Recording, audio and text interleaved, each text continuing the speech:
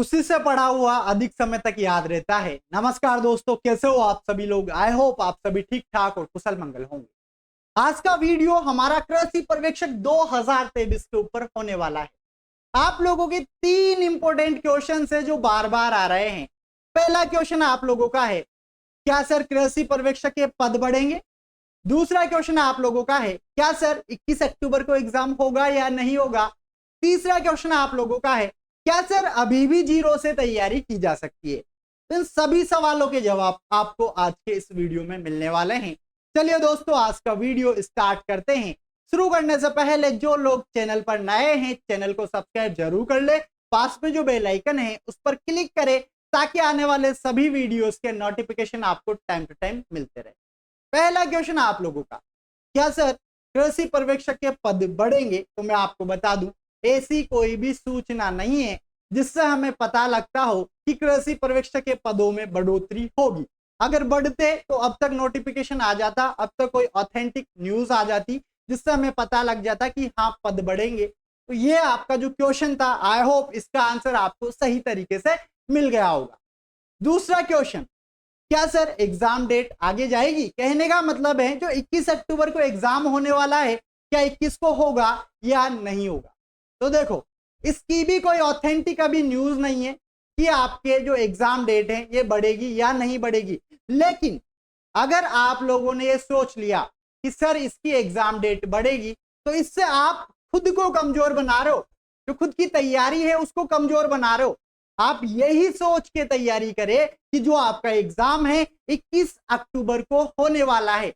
अगर आपने सोच के तैयारी की तो बिल्कुल आप अच्छे तरीके से अपने एग्जाम की तैयारी कर सकते हो और कृषि पर्यवेक्षक में सिलेक्शन ले सकते हो। लेकिन अगर आपने सोचा कि नहीं सर एग्जाम डेट तो आगे बढ़ेगी, इससे क्या होगा, आप ढीले हो जाओगे। ढीले का मतलब यह है कि जहां कंटिन्यू आप 6 घंटे पढ़ते हो ना, वहां 2 घंटे पढ़ने लग जाओगे, डायरेक्ट 4 घंटे आपके कम हो जाएंगे। उससे आपको खुद को नुकसान होगा। फिर अंदर से आवाज नहीं आएगी कि हाँ मैं कृषि पर्यवेक्षक बनने के लायक हूं। अगर बनना है, अच्छे तरीके से सिलेक्शन लेना है, 430 पदों के अंदर ही सिलेक्शन लेना है, तो आपको तैयारी उसी तरीके से करनी पड़ेगी, अच्छे से करनी पड़ेगी कि हमारा एग्जाम तो 21 अक्टूबर को ही होगा।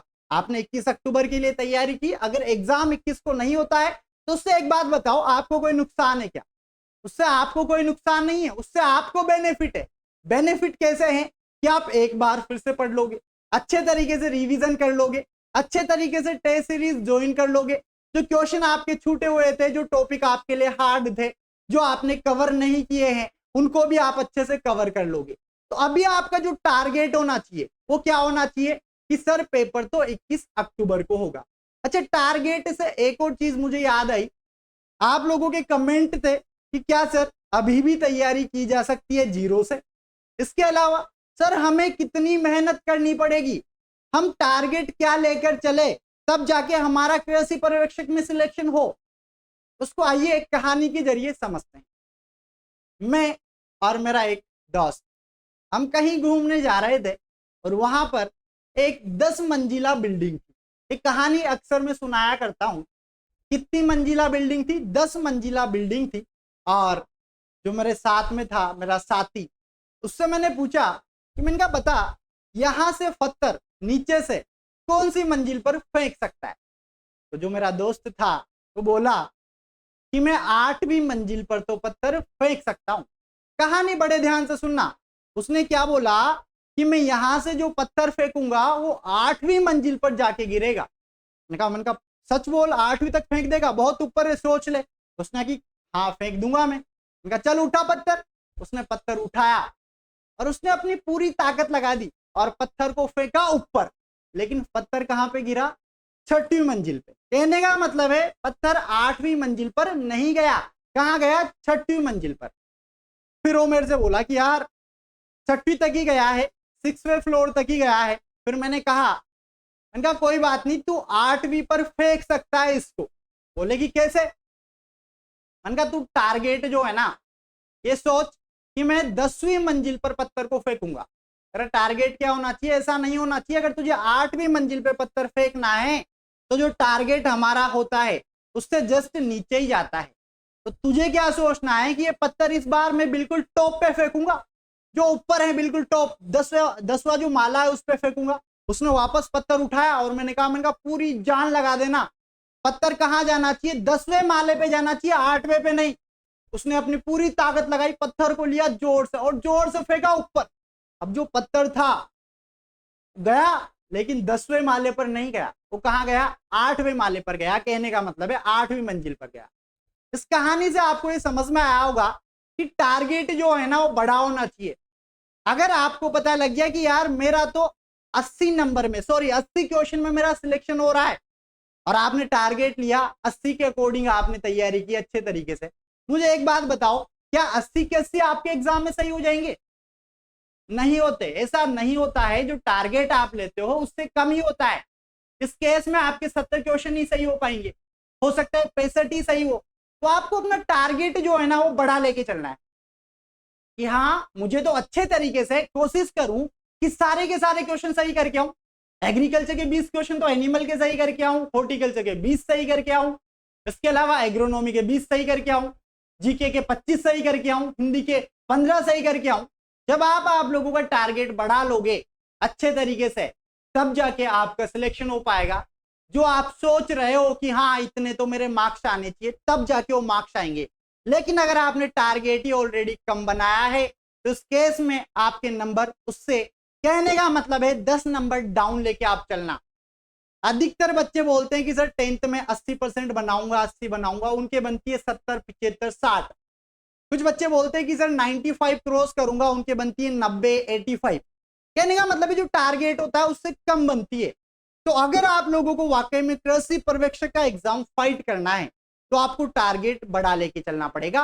कहने का मतलब है आप अच्छे तरीके से ये सोच के तैयारी करें कि हाँ मैं तो एक भी नंबर नहीं कटने दूं, ना तो एग्रीकल्चर में कटने दूंगा, ना ही जीके में कटने दूंगा, और ना ही हिंदी में कटने दूंगा। अब बाद में नंबर कटे तो क्या, लेकिन आपको अपना तो पूरा 100% देना है ना यार। अच्छे तरीके से मुझे पूरे जुनून के साथ तैयारी करनी है, तब जाके कृषि पर्यवेक्षक बन पाऊंगा, तब जाके एग्रीकल्चर सुपरवाइजर में सिलेक्शन ले पाऊंगा, वो भी सिर्फ और सिर्फ 430 पदों के अंदर। आपके अंदर से आवाज आनी चाहिए कि हाँ मुझे बनना है कृषि पर्यवेक्षक एनी हाउ कंडीशन।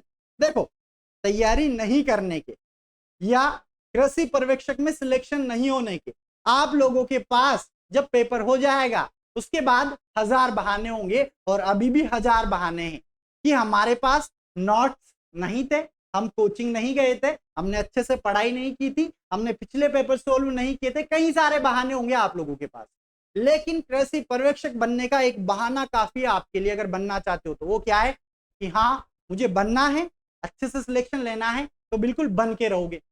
बहाने आजकल इस तरीके से आते हैं कि सर नोट्स हमें प्रोवाइड करवा दो। ये इंटरनेट का जमाना है, सभी कोचिंगों के नोट्स आपके मोबाइल के अंदर होंगे। मुझे एक बात बताओ, उनका क्या आचार गलाते हो क्या?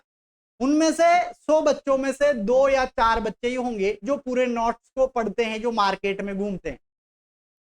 अगर आप सिर्फ एक ही कोचिंग की या एक ही पर्टिकुलर, मतलब 15 किताब पढ़ने से बढ़िया है कि आप एक किताब पढ़ लो अच्छे तरीके से, अगर आपको सिलेक्शन लेना है तो।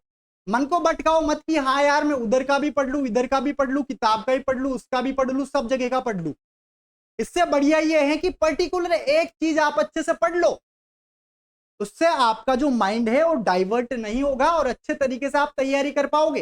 कृषि पर्यवेक्षक बनना कोई हार्ड बात नहीं है। अगर आपको लग रहा है कि नंबर ऑफ पोस्ट कम है, अरे अदर एग्जाम उठा के देखो, उनमें जो नंबर ऑफ पोस्ट होती है जैसे 10-20 हजार है, और जो फॉर्म भरे जाते हैं वो 20-20 लाख 10-10 लाख भरे जाते हैं।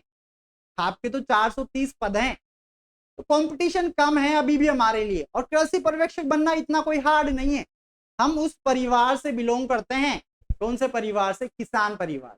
किसान क्या करता है यार, जो कीचड़ है ना, कीचड़ उससे अनाज पैदा कर देता है। अब आपको कीचड़ से अनाज पैदा नहीं करना, आपको तो सही है सब कुछ जमा जमाया है, इसी से तैयारी करनी है, इसी से कृषि पर्यवेक्षक बनना है। जब एक किसान कीचड़ से सोना पैदा कर सकता है, वो एक जादूगर है, एक मजेशियन है, तो हम भी सर कृषि पर्यवेक्षक बन सकते हैं। लेकिन ये डिपेंड करता है आप लोगों के ऊपर।